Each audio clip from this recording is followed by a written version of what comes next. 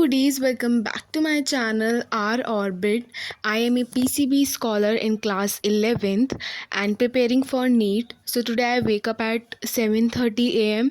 and sat down to study at 8 a.m. So this is me doing KPP of physics which was given by Salim sir, and Salim sir give this KPP of units and dimensions. So तो यहाँ पे मैं units and dimensions की केपीपी कर रही थी. तो इसमें बहुत ज़्यादा क्वेश्चंस थे नहीं, काफ़ी कम क्वेश्चंस थे, बट स्टिल इसको करने में मुझे काफ़ी ज़्यादा टाइम लग गया था. मतलब काफ़ी ज़्यादा टाइम तो नहीं, 20 मिनट्स में ये केपीपी हो गई थी. But according to the questions इसमें क्वेश्चंस काफ़ी अच्छे खासे थे. मतलब इसमें क्वेश्चंस थे आई थिंक 30 क्वेश्चंस थे. तो उसके हिसाब से 20 minutes is a good time जिसको मैंने कंप्लीट कर लिया. क्योंकि कुछ कुछ क्वेश्चंस तो 10 सेकंड्स में सॉल्व हो जा रहे थे. बिकॉज मैच द फॉलोइंग इसमें बहुत ज़्यादा कॉम्प्लेक्स नहीं थे. जो मैच द कॉलम वाले क्वेश्चंस होते हैं ना, उसमें आपको अगर एक मिल गया तो आप पूरा अच्छे से सॉल्व कर पा रहे थे. तो मैच द फॉलोइंग में मेरे को सिर्फ 10 सेकेंड ही लग रहे थे किसी भी मैच द फॉलोइंग में. सो आई थिंक इसका लेवल उतना ज़्यादा अच्छा था नहीं. तो यहाँ पे मैं इसके बाद चेक कर रही थी अपने आंसर्स कौन से सही हैं और कौन से गलत हैं. मैं हमेशा ऐसे ही करती हूँ, पहले खुद से सॉल्व करती हूँ, फिर आंसर्स चेक करती हूँ, और जो गलत होता है उन्हें दोबारा से खुद से ट्राई करती हूँ. तो यहाँ पे मेरे 2 रॉन्ग आए थे. इसमें पहला जो मेरा गलत आया था वो तो मेरे ही बेवकूफ़ी के चक्कर में गलत आया था.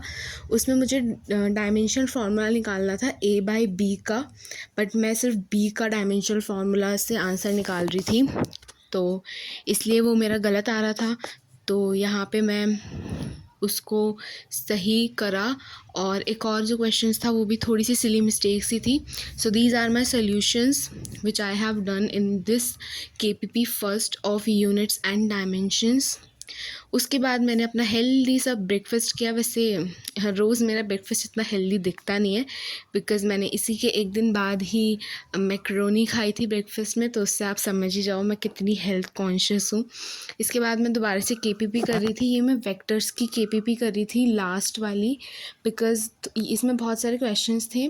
47 क्वेश्चंस थे और उसमें से मैंने 15 क्वेश्चंस पहले ही कर लिए थे. तो बाकी के क्वेश्चंस बचे थे, और 15 में से भी आई थिंक 2-3 क्वेश्चंस मुझे समझ नहीं आए थे, तो वो भी बचे हुए थे. तो यहाँ पे वो मैं कर रही थी. बाय द वे, मैं अर्जुना नीट बैच से पढ़ती हूँ, और उसकी क्लासेस होती हैं 4 to 8, और समटाइम 4 to 8:30 होती है, और समटाइम एक्सटेंड भी हो जाती है, और बीच में आधे घंटे का गैप होता है. तो इसमें अभी तो मैं बहुत अच्छे से मैनेज कर पा रही हूँ, बिकॉज़ अभी समर वेकेशंस चल रही हैं और स्कूल्स ओपन हुए नहीं हैं. बट अभी जब मैं ये वीडियो एडिट कर रही हूँ तब मेरे स्कूल कल से ओपन होने वाले हैं. तो कल मैं स्कूल जाऊँगी और कल का भी मैं व्लॉग शूट करूँगी. सो इसके करने के बाद, केपीपी करने के बाद, मैंने फ़िज़िक्स का होमवर्क भी कर लिया था. और फ़िज़िक्स की यहाँ पे मैं डीपीपी भी कर रही थी, जिसमें आई थिंक 10 या 11 क्वेश्चंस ही थे. आज मुझे ऐसा लग रहा है कि मैं अब स्टडी व्लॉग नहीं, फ़िज़िक्स स्टडी व्लॉग बना रही हूँ, क्योंकि मैं सुबह से सिर्फ फ़िज़िक्स ही पढ़ रही हूँ. क्योंकि फ़िज़िक्स का मेरा बहुत ज़्यादा बैकलॉग हो गया था, और फ़िज़िक्स में ही सबसे ज़्यादा होमवर्क मिलता है. तो इसलिए फ़िज़िक्स करना भी इम्पॉर्टेंट है, और फ़िज़िक्स थोड़ा सा इम्पॉर्टेंट भी हो जाता है नीट वाले बच्चों के लिए. बिकॉज़ हर कोई बायो तो कर ही लेता है, बायो फिर हो ही जाती है, केमिस्ट्री फिर भी लमसम हो जाती है, बट लेकिन फ़िज़िक्स के लिए तो बहुत ज़्यादा एफ़र्ट्स लगाने पड़ते हैं. तो वही एफ़र्ट्स मैं यहाँ पे लगा रही हूँ. तो इसको करने के बाद, ये वाली डीपीपी करने के बाद, मैंने बॉटनी में जो हमारा बायोलॉजिकल क्लासिफिकेशन वाला चैप्टर चल रहा है अभी, उसकी भी मैं डीपीपी लगा रही थी, आई मीन सॉल्व कर रही थी. बिकॉज़ बैच में सब यही बोलते हैं कि इसकी डीपीपी लगा के आना, तो इसलिए मेरी ज़बान पे भी वही शब्द बैठ गया है. इसके बाद मैंने केमिस्ट्री का लेक्चर लिया बाय सुधांशु सर. ये वाला स्ट्रक्चर ऑफ एटम का लेक्चर सेकंड लास्ट लेक्चर था. इसके बाद मेरा एक और लेक्चर बचा है.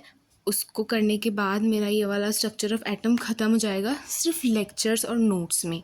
बिकॉज़ मेरे से इसका रिवीजन बहुत ही कम हो पा रहा है. इससे पहले, मतलब इस वीडियो को शूट करने से एक दिन पहले मैंने बोर्स मॉडल के ऊपर वाला सब कुछ रिवीजन कर लिया था और अब मुझे उसको आगे का रिवाइज़ करना है, जो कि सबसे मेन टॉपिक है और जो सबसे हार्ड टॉपिक है, जहाँ पे ग्राफ्स वगैरह स्टार्ट होते हैं। और मुझे केमिस्ट्री में न्यूमेरिकल्स तो बिल्कुल नहीं पसंद और उससे ज़्यादा मुझे ग्राफ पसंद नहीं है, क्योंकि न्यूमेरिकल्स तो एक बार फिर भी हो जाते हैं बट लेकिन ग्राफ्स तो बिल्कुल भी समझ में नहीं आते हैं। और स्पेशली स्ट्रक्चर ऑफ एटम में तो बहुत ही कॉम्प्लेक्स ग्राफ है। मोल कॉन्सेप्ट में फिर भी थोड़े से इजी ग्राफ थे, पैराबोला टाइप्स ग्राफ थे, तो जो कि हमने पहले देखे हुए थे। बट इसके तो ग्राफ्स ना विजुअलाइज हो पा रहे हैं और ना उनका नाम याद हो पा रहा है। तो केमिस्ट्री में स्ट्रक्चर ऑफ एटम तो आई थिंक मेरा बहुत ही लो चला गया है और स्पेशली फॉर केमिस्ट्री मुझे लग रहा है कि मेरे को ट्रिप पे नहीं जाना चाहिए था। अब देखते हैं आगे मैं केमिस्ट्री कैसे कर पाती हूँ, क्योंकि पहले से ही मेरा केमिस्ट्री बहुत वीक चल रहा है। मोल कॉन्सेप्ट भी मेरे को आधा ही अच्छे से आता है, मतलब क्वेश्चन प्रैक्टिस मैंने आधे की ही ढंग से कर रखी है और बाकी आधे की तो मैंने ढंग से कर भी नहीं रखी है। एंड इसके बाद यहाँ पे मैं लाइव लेक्चर ले रही थी बॉटनी का। आज बॉटनी का लाइव लेक्चर, मतलब आज हमारे लाइव लेक्चर में बॉटनी का टर्न था, तो यहाँ पे विपिन सर हमें बॉटनी पढ़ा रहे थे। और बॉटनी और बायो, मतलब होल बायो, बॉटनी और जूलॉजी में मुझे इतनी दिक्कत आती नहीं है, because it just about revision and learning. मैंने एक वीडियो देखी थी, उसमें वो बता रहे थे कि बायोलॉजी को आप कितना भी समझ लो पर जब तक रटोगे नहीं तब तक सिलेक्शन नहीं होगा। तो मैं बायोलॉजी को समझती तो हूँ ही ऑब्वियसली, बट उसके साथ साथ आपको रटना पड़ेगा एंड दैट्स द ट्रुथ। तो अगर आपको नीट क्लियर करना है, सिलेक्शन चाहिए, तो बायोलॉजी को रटना पड़ेगा, बिकॉज समझ के आप आंसर्स बना सकते हो बट आप एनसीईआरटी की लाइंस याद नहीं कर सकते। स्पेशली जो क्वेश्चंस आते हैं उनमें एनसीईआरटी की लाइंस होती हैं, जो आपको प्रॉपर लाइंस दे दी जाती हैं असर्शन रीजंस में, और उसका एक एक वर्ड घुमा देते हैं। तो फिर ऑब्वियसली हमें तभी वो चीज़ हम उसको फाइंड आउट कर पाएंगे जब हमने एनसीईआरटी को अच्छे से रट रखा होगा, अच्छे से पढ़ रखा होगा। तो अगर आप भी बायो के स्टूडेंट हैं तो एनसीईआरटी समझो भी और साथ में रटनी तो पड़ेगी ही।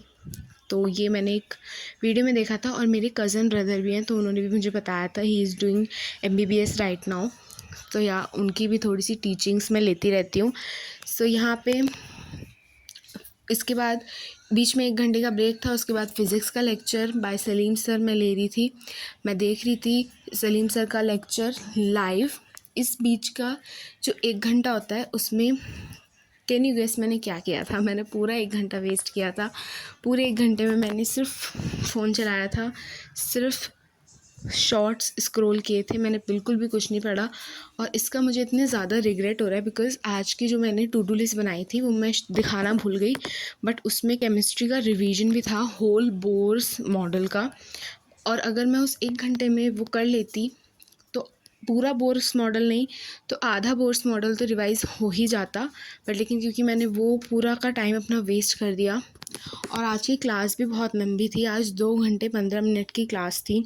सो हमारा भी यूनिट्स एंड डायमेंशंस चल रहा है और वो आई थिंक ख़त्म ही होने वाला है, बस एरर्स वाला पार्ट बचा हुआ है। तो उसके बाद मैं थोड़ा सा रेस्ट करने चली गई थी और उसके बाद आने के बाद मैंने यहाँ पे जूलॉजी का रिवीजन किया, एनिमल किंगडम का। आई नो मैं एनिमल किंगडम बहुत बार पढ़ चुकी हूँ, बहुत बार रिवाइज़ कर चुकी हूँ, बट डोंट नो वाई मैं क्वाड्रेटा वाला पोर्शन हमेशा उसमें गलती कर देती हूँ। तो आज मैंने क्वाड्रेटा वाला पोर्शन अच्छे से रिवाइज़ किया है और इसके 3 दिन बाद मैं रिवीजन करके उसको लिख के भी देखूँगी एक बार, ताकि मुझे अच्छे से वो कंप्लीट हो जाए, ताकि अगर मेरे को आगे कभी रिवीजन करना हो तो मैं सबको एक टाइम देके, मतलब हर टॉपिक को एक टाइम देके कवर कर पाऊँ। ऐसा ना हो कि मुझे एक टॉपिक को ज़्यादा टाइम देना पड़ रहा है और एक टॉपिक मुझे बिल्कुल आता ही नहीं है। तो पूरे चैप्टर को मैं एट सेम पेस लाना चाह रही थी, तो इसलिए मैंने क्वाड्रेटा वाला पोर्शन आज ही रिवीजन किया। आप लोग बायो का रिवीजन या फिर किसी भी सब्जेक्ट का रिवीजन कैसे करते हैं? मेरे को तो केमिस्ट्री का रिवीजन करने में बहुत आलस आता है। मैं बायो का और फिज़िक्स का तो रिवीजन एक बार फिर भी कर लेती हूँ, बट केमिस्ट्री का रिवीजन मुझसे नहीं होता है। तो आप मुझे कुछ टिप्स दे सकते हैं कि how can I manage to solve numericals, revise and practise more questions in chemistry. और यहाँ पे मैं टेबल पे लिख करके देख भी रही थी बोर्ड वाले मार्कर से। वैसे मेरे टेबल के ऊपर जस्ट बोर्ड लगा हुआ है, वाइट बोर्ड, बट लेकिन उसमें मुझे उठने में बहुत आलस आ रहा था, तो मैंने टेबल पे लिख के देख लिया। एंड यहाँ पे मेरा रिवीजन कंप्लीट होता है। अब मैं जाऊँगी सोने। Thanks for watching, bye bye, subscribe for more such videos,